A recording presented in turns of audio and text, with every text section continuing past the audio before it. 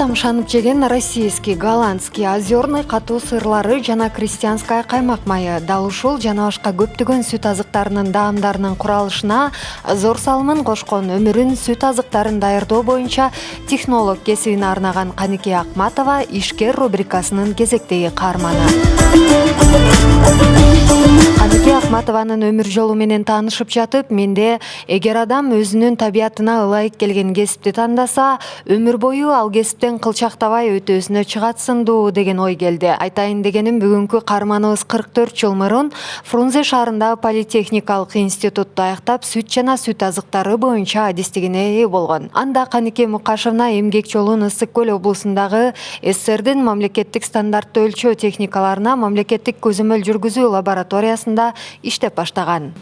Мурунку Пржевский шаары, азыркы Каракөл шаары, ошол шаардын сүт комбинатына келип орноштум, лаборант болуп орноштум. Ал кезде Советтер Союзунун убагы тартып өтө күчтүү убак. Сүт болсо колхоз, совхоздордон түшөт. Ак Суу районунан, Түп районунан, Жети Өз районунан түшөт. Күндөп түндө иштейбиз.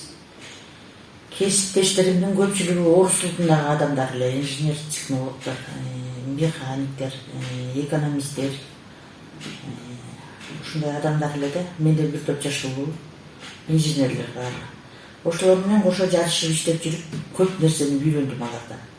Иштерине өтө дыкан, чынчыл, ак ниет адамдар болчу. Эми мен андан бир топтор көздөр өтүп кетти, эми ойлоп калам, абдан көп тажрыйба алып турмун ошолордон. Каныке Акматова андан соң 14 жыл Пржевальск сүт комбинатынын ынак сүт цехинде инженер-химик, лаборант жана мастер болуп эмгектенген. 1993 жылдан 2004 жылга чейин Каракол шаарындагы Акбулак ачык акционердик коомунда башкы технолог болуп иштеп, директорлор кеңешинин төрайымы болуп шайланган. Кийинчерээк аталган ишкананын өндүрүш башчысы, өндүрүш директору болуу менен катар Акжалга Каракол жоопкерчилиги чектелген коомунда технолог болуп иштеген. Өндүрүш бул эмгек, өндүрүш бул изденүү, өндүрүш бул сезим. Айтор өндүрүштө мыкты иш жасоо үчүн адам эмгекке кылдат мамиле жасоосу зарыл, дейт Каныке Акматова.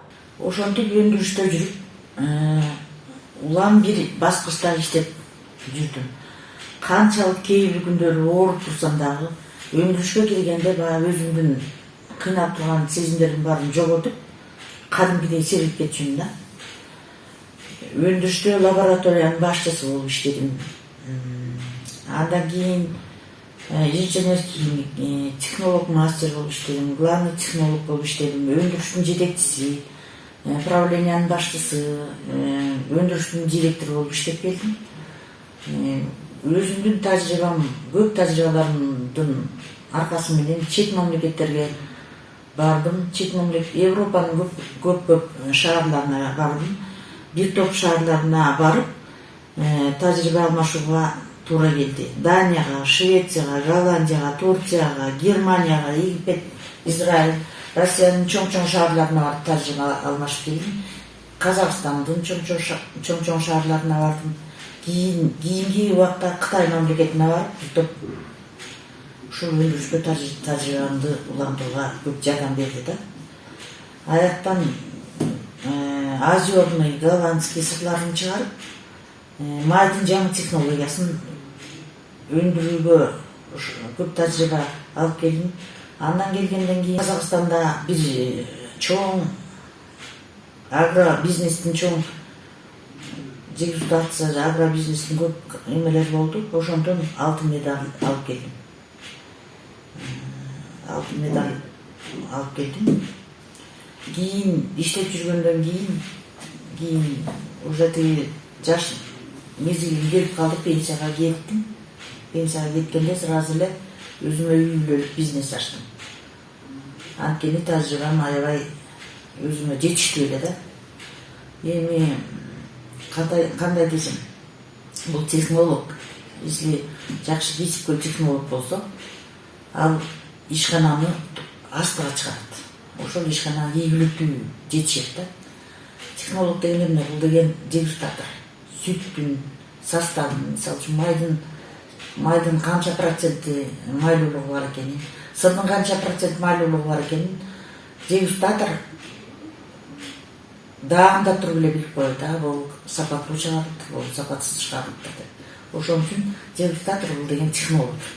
То есть технолог кайра эле дегустатор болуп айтылат да.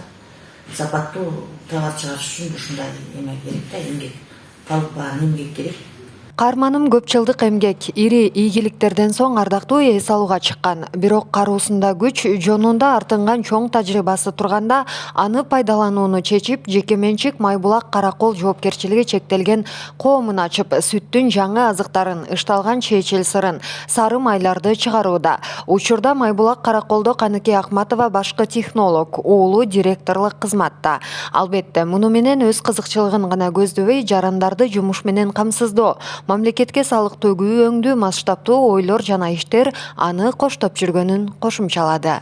Көп кыйынчылыктарга туш болот, бирок ошол кыйынчылыктарга туш болбой өзүнүн ишкананы ачууга туура келди, үй бүлөлүк ишкананы ачып, жакшынакай адегенде кенедей ишкана болчу, азыр Кудайга шүгүр, жылдан жылга сүт да көбөйүп келатат, ишканабыз дагы чоңоюп келатат. Көп кыйынчылыктар болот экен, анткени мамлекет тарабынан деле эч кандай жардам келбейт.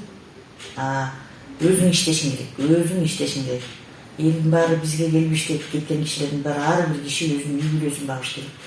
Айлыкты туура бериш керек, налогторду туура төлөш керек, соцфондторду туура төлөш керек.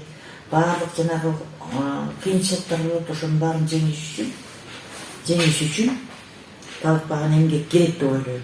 Каныке Мукашевнын жетекчилиги менен 2005-жылы 1-чи Агропрод Экспо, 2005 жана 2008-жылы 4-чү Агропрод Экспо эл аралык көргөзмөлөрдө Акбулак ачык акционердик коому алтын медальдар менен сыйланган. 2005-жылы эл аралык көргөзмө жарманкеде крестьянская майы үчүн дипломго ээ болгон. Ошондой эле Казакстанда Каспий Агропрод Экспо жарманкесинде активдүү катышып чоң ийгиликтерге жеткен.